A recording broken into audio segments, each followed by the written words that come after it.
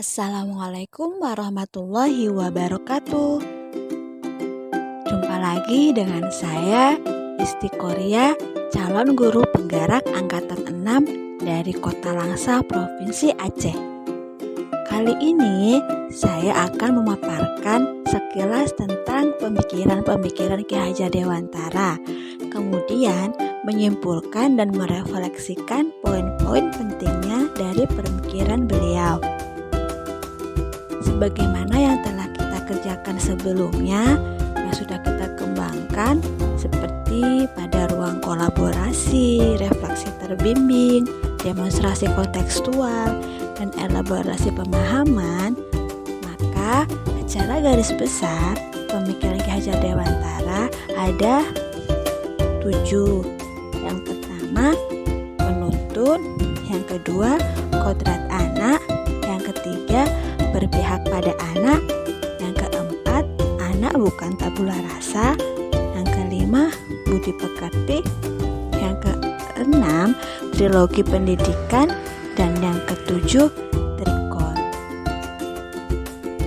Yang pertama yaitu menuntun atau among, menuntun segala kodrat pada diri anak agar anak dapat mencapai keselamatan dan kebahagiaan yang setinggi-tingginya. Setiap anak terlahir dengan kodratnya masing-masing. Jadi, guru harus menuntun sesuai minat dan bakatnya. Anak perlu mendapatkan kemerdekaan untuk belajar agar dapat menemukan bakat dan potensinya. Yang kedua, kodrat alam. Kodrat anak adalah bermain. Cara bermain sambil belajar sangatlah efektif dan menyenangkan bagi anak. Karena dengan bermain anak dapat bereksplorasi, menemukan, mengekspresikan perasaan dan berkreasi. Tugas guru perlu menciptakan inovasi pembelajaran dalam bentuk permainan yang asik dan menyenangkan. Yang ketiga, berpihak kepada anak. Anak menjadi pusat pembelajaran karena anak adalah target utama dalam pembelajaran. Anak belajar sesuai minat dan bakatnya. Yang keempat, anak bukan tabula rasa atau kertas kosong, tetapi anak lahir dengan kekuatan kodrat yang masih samar-samar. Tugas guru adalah menuntun agar anak menebalkan garis samar agar dapat memperbaiki. Ada 3 pertanyaan yang perlu saya jawab. Muncul sifat-sifat apa yang saya percaya tentang murid dan pembelajaran di kelas sebelum saya mempelajari modul 1.1.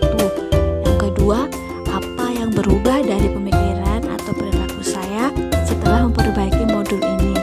Yang ketiga, apa yang dapat segera saya terapkan lebih baik agar kelas saya mencerminkan pemikiran Ki Hajar Dewantara. Dari pertanyaan ketiga, untuk pertanyaan pertama akan saya jawab, yaitu tentang apa yang saya percaya tentang murid dan pembelajaran di kelas sebelum saya mempelajari modul 1.1. Yang pertama, pembelajaran di kelas belum menarik bagi anak. Yang kedua, belum menyuguhkan inovasi pembelajaran dalam bentuk permainan.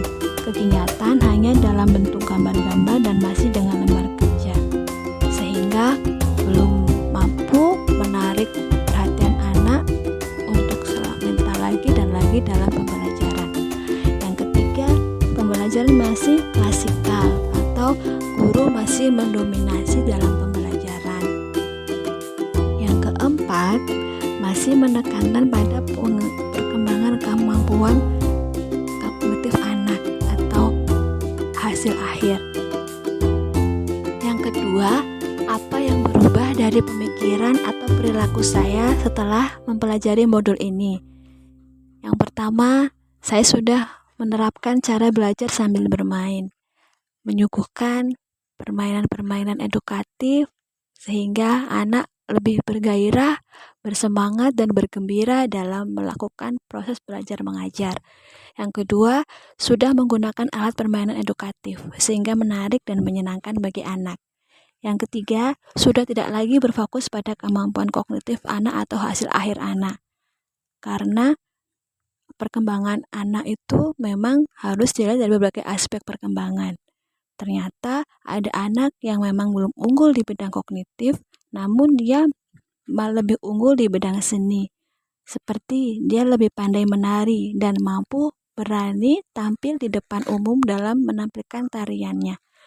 Yang keempat, pembelajaran berpusat pada anak. Saya sudah menerapkan pembelajaran sesuai dengan minat dan bakat anak dengan cara pembelajaran dengan sistem sentra di kelas, di mana dalam sistem sentra guru sudah mempersiapkan ragam main yang beraneka ragam sehingga anak bebas memilih ragam main apa yang diinginkan dan disukainya.